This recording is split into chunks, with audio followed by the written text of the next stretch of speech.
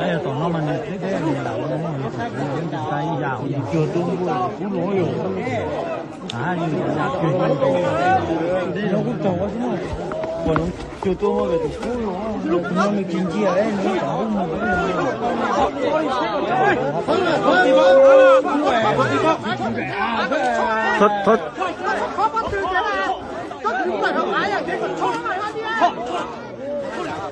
他找不到还得到。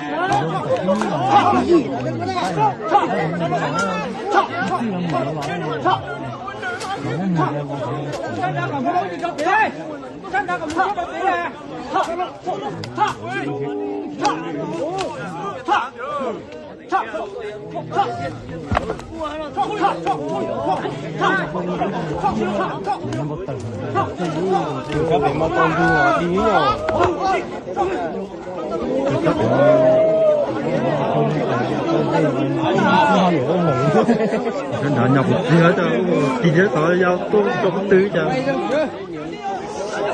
cái lúc ảnh câu về mà chín liền rồi bánh bồi nhiều rồi về mà to mà nó cũng có thừa bên lớn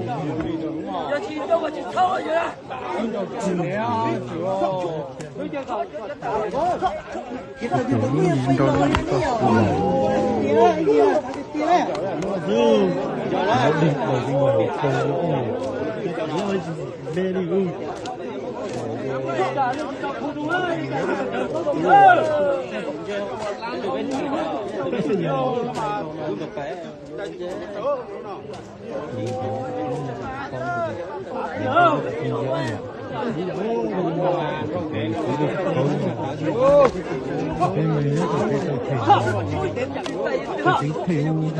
Rồi nó còn chơi ra một thâu.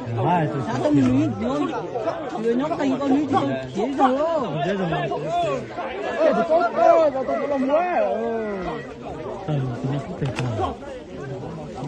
Rồi nó mới đi, để chị tao tay từ đi.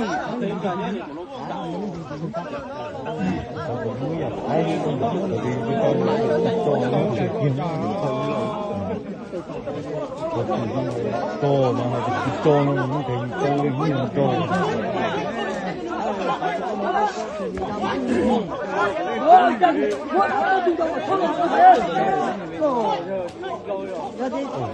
Nó chậu đây, tôi còn nói bên gì do là.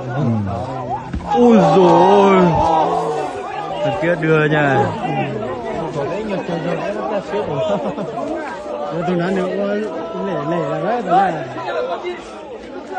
Đấy rồi thế mà tụi có sao? Thế tôi chậu rồi, cho chị.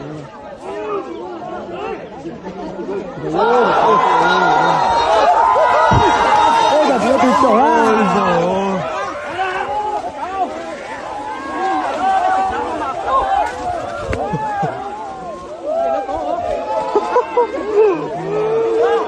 Ôi, muốn tả cho phải.